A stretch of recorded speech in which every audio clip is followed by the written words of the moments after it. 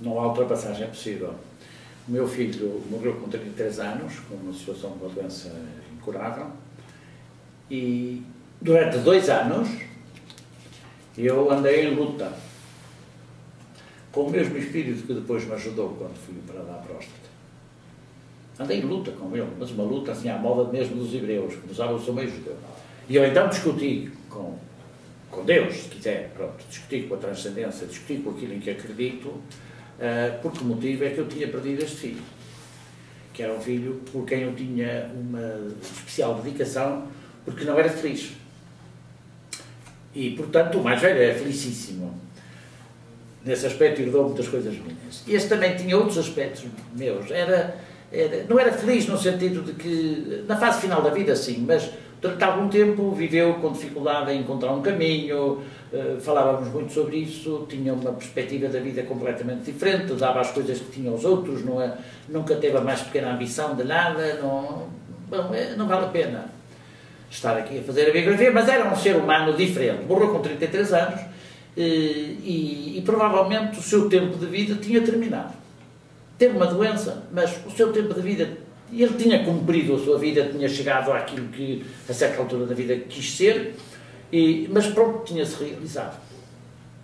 E eu achava que ele tinha agora, que estava bem, digamos assim, em nome do que tinha sofrido antes, das dificuldades que tinha tido na vida, grandes, então ia a apanhar carote, a apanhar cenouras nos campos dali do sul da França e andou aí pela Europa toda, esteve 2 anos sem eu saber se ele estava vivo ou morto.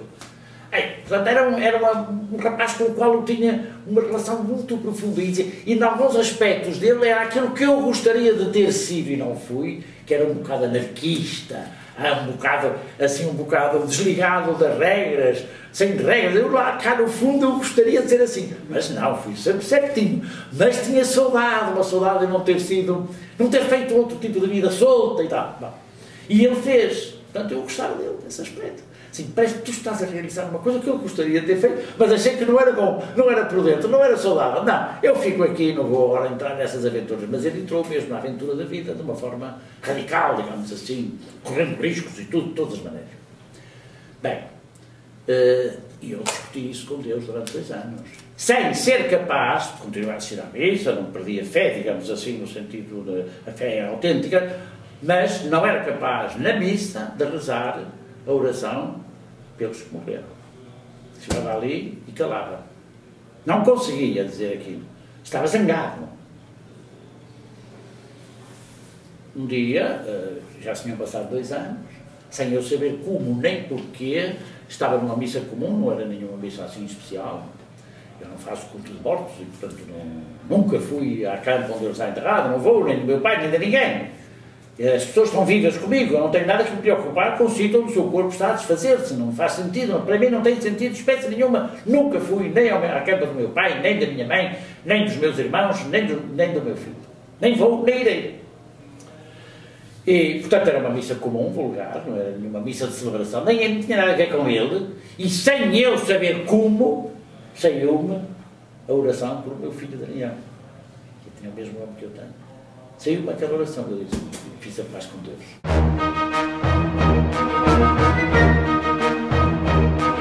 Primeiro temos de aceitar a naturalidade da morte. Eu, como médico, como biólogo, sei que os corpos vivos todos morrem. Se eu tiver uma falência multiorgânica, essa falência multiorgânica significa morte, porque eu não deixo de fazer coisa nenhuma, nem diálise, nem coisa nenhuma. Não tenho rim, com a minha idade, não estou a passar a substituir órgãos, sem coisa nenhuma. Mas pronto, há pessoas que querem e depois entra aquela coisa da terapêutica tal, intensiva, as pessoas sofrem na cama. O Papa João Paulo II, sofreu mais do que devia. Ele devia ter vindo para casa aí uns 8 dias antes. Mas chegou uma altura em que ele pôs os pés à parede e mandou que o tirassem dali e que fosse para casa. Para a casa dele, a casa onde ele viveu. No Vaticano, e veio, e morreu na sua casa, morreu na sua cama. Já livre de muito daquelas coisas. Mas estavam todos a dizer, tem uma infecção, agora tem isto, agora tem aquilo. Com sinais evidentes de falência multiorgânica, portanto não tinha nenhuma, devia ser libertado de todos os tratamentos. Mas claro, era complicado, era Papa e tal, achavam que deviam fazer tudo e mais alguma coisa. Bom, a obstinação terapêutica, a teimosia, a insistência terapêutica é um erro clínico, é um erro médico, é má. É péssima, não é má, é péssima a prática médica. Mas, de facto, muitas destas pessoas vão poder viver uma vida boa até ao momento da morte. Com algumas falências, com certeza. Eu já não vejo tão bem como via, já não ouço tão bem como ouvia, já tenho, naturalmente, e isto vai progressivamente, eu vou provavelmente perdendo. Já não consigo correr os 100 metros assim, senão para ir na tropa tive de correr menos de não sei quanto, agora já não podia, chumbava no gel oficial miliciano. Bom, isto para dizer que há perdas que vão acontecendo. Agora, essas perdas não significam, não são razão de sofrimento, são perdas naturais, normais. Portanto, a correção de algumas dessas perdas é aceitável. Agora, a ideia de que eu tenho 85 anos, 86, 87 e vou fazer uma transplantação cardíaca para durar mais um ano, isso já não. Aí é que é, de facto, aumentar o sofrimento do tempo final de vida.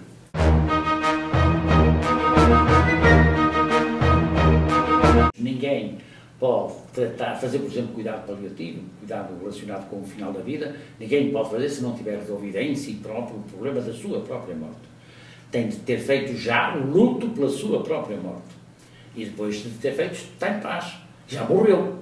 E eu já morri. Já fiz o luto pela minha morte, já morri, e agora tudo bem que vier é lucro, como dizia o José Récio. Agora estou vivo, pronto. Mas já sei que vou morrer e já sei o que vai acontecer, já está o assunto completamente resolvido.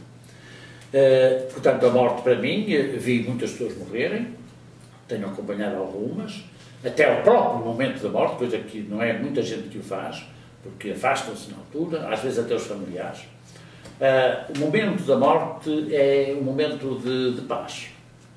Nunca vi ninguém morrer aos gritos, nem de formas histéricas, nem nada. A morte vai acontecendo progressivamente. Então chega um momento em que porque tempo fui visitar uma pessoa que eu conheci durante muitos anos, que estava numa fase terminal, no Instituto de Oncologia, na parte dos cuidados paliativos.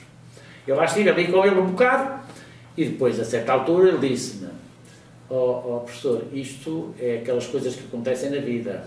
Eu disse: pois é. Porque ele queria saber se ia morrer ou não. E falou-me assim, a palavra dele, a pergunta que era dele, no meio de uma conversa, palavras cruzadas que ele estava a fazer com a mulher e tal, ele disse-me aquela coisa assim: professor, isto é aquelas coisas que acontecem na vida. Eu disse: não é nada. E ele, 3 ou 4 dias depois, morreu. E muitos outros exemplos, podia contar aqui, muitos casos desses. A morte, quando há uma pessoa que trata muito proximamente de quem vai morrer, essa pessoa não morre. Há doentes do Hospital de Santo António, quando eu fiz clínica, e foi durante pouco tempo, que esperavam por mim de manhã para morrerem. O rapazinho que eu tratei e tal, com uma púrpura trombocitopénica, eu já escrevi isso, estou a dizer isto, porque eu escrevi no livro. Eu saí daquela, nós trabalhávamos à tarde também, todo dia, saíamos às 4, 5 horas ou 6, e eu, com a convicção de que chegasse no dia seguinte, ele já lá não estava porque iria morrer naquela noite. Com todos os dados, que se uma anemia gravíssima e tal, ia morrer. No dia seguinte entrei naquelas enfermarias grandes, entrei e comecei a olhar para o lado direito, para ver se não olhava para a cama dele, porque ele estava à esquerda, lembro perfeitamente como se fosse hoje, já lá eram alguns 50 ou 50 e tal anos. Não olhava, mas depois olhei e ele lá está. O filho olhou assim, eu fui ao pé dele, até ao pé da cama dele, como ia tu sempre, quando fazia a visita, estava lá há muito tempo, falava muito, ele teria uns 14 ou 15 anos. Ele fez assim um esforço, levantou os 2 braços, eu abaixei-me completamente, ele conseguiu abraçar e morreu. Não tenho a mais pequena dúvida de que esperou por mim para morrer. O problema de morrer, quando a pessoa está pronta para morrer, morre, eu diria, quando decide. A morte não é essa coisa assim toda muito fatal. Agora, é preciso ter convivência com a morte. E se o médico ou a enfermeira não tem esta convivência tranquila, pessoalmente tranquila com a morte, é melhor que não trate, que não se aproxime dela, só projeta os seus medos, as suas aflições sobre aquele pobre daquele doente que não tem culpa nenhuma de que ela ainda não tenha acabado de fazer o luto pela sua própria morte. Luto antecipado, mas faz. Mas tem de fazer.